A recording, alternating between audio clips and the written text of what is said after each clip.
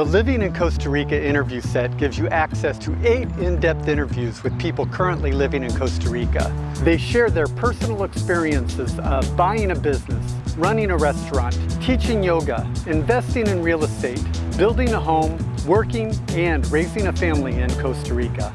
Interview topics include the cost of living, safety, healthcare, health insurance, vivid descriptions, and personal experiences. Here are a few examples.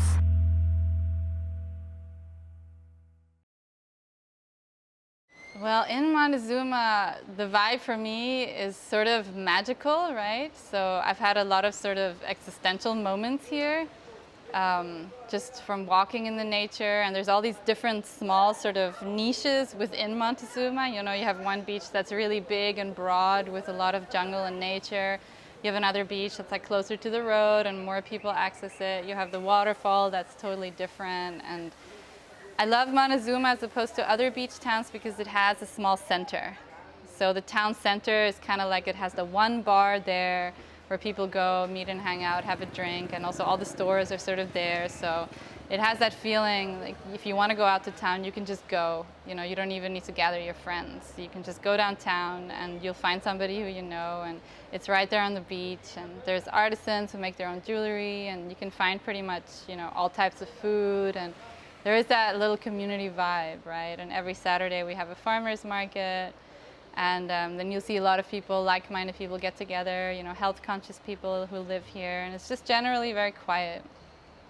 It definitely has that peaceful sort of wellness vibe here.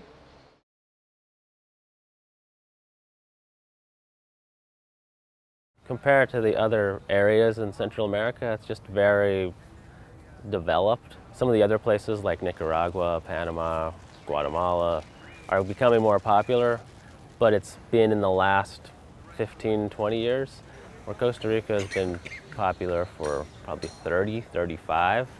And so it has an extra 15 years of social development with expats coming down, and you just see that in a huge way. You notice it when you go to towns. There's always some expat there, pretty much. There's usually some Italian who has an Italian restaurant. And so you see it in the service industry. And when you compare that to the other places that you could go, it's just head and shoulders above. And what that means is easier living.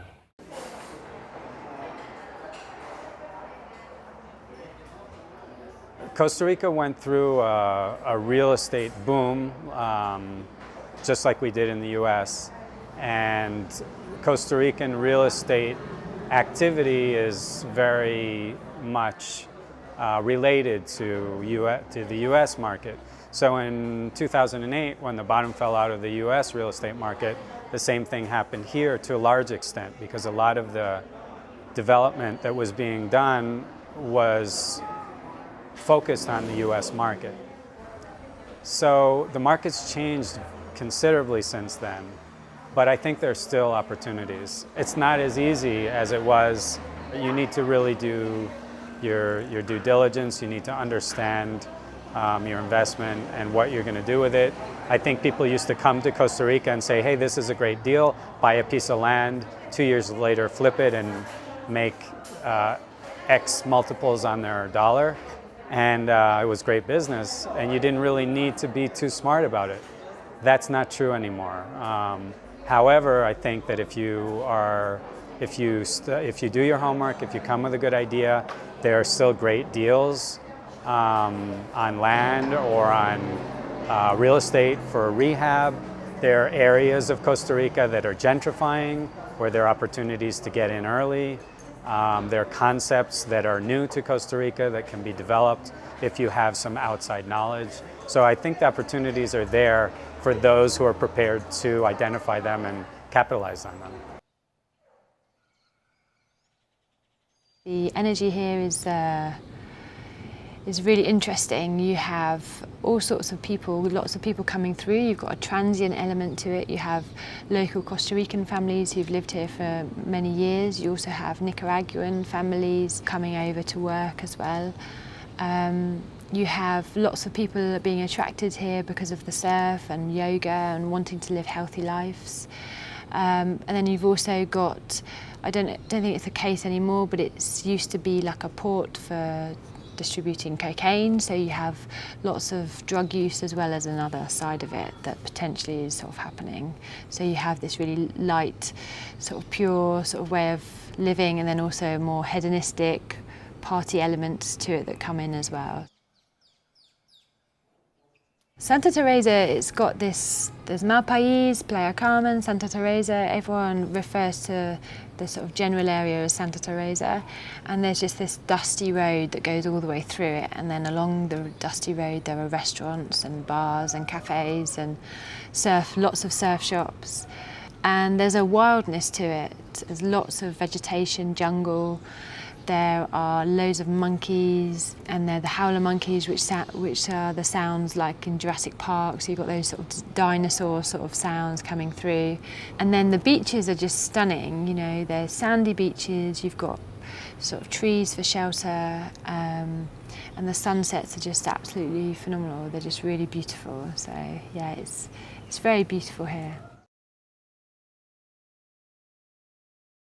The beach comes to mind first. If you've not been to Nosara, it's an incredible beach. They have a maritime zone, so there's no building on the beach.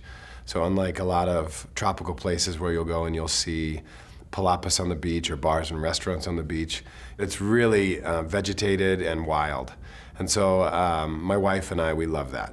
And in addition to it, it's an incredible surf beach, really one of the top beginner and intermediate surf breaks in Costa Rica and Central America. And I can remember one of the first times being there was in 2009, and my wife and I were out for sunset, and it was just loaded with families, kids, and parents drinking wine or having a beer, and kids running around playing in the surf, surfers out there, and just the whole demographic of people was so varied, and everybody catching the ceremony and ritual of the sunset. So that's the biggest draw to that area, is it's an incredible beach. I think secondarily, it has enough creature comforts for me. My wife and I pride ourselves on eating out probably 4 or 5 nights a week. And there's enough variation there to keep us curious and interested, and the quality's really high.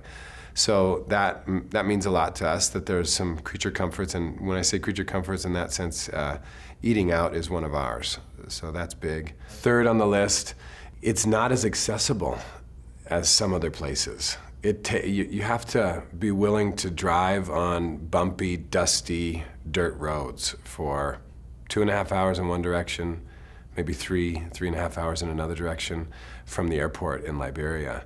And that means that you seem to get a particular type of person that's willing to do that, and that wants to go to that off the beaten path a little bit, and be in a real community that prioritizes the environment and water sports and yoga.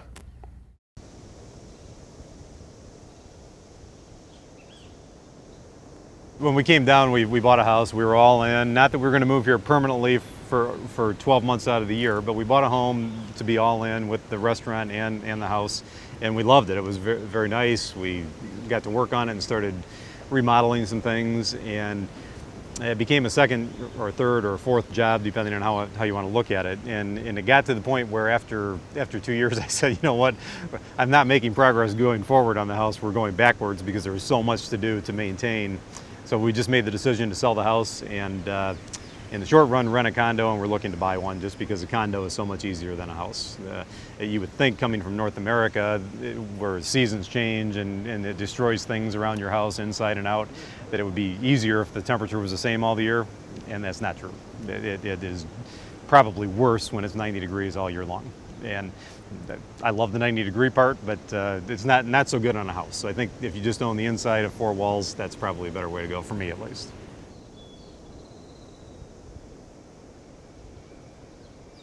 There are a lot of long-term rental options down here, so it's very easy to rent something and just ease yourself into it rather than having to buy something right up front.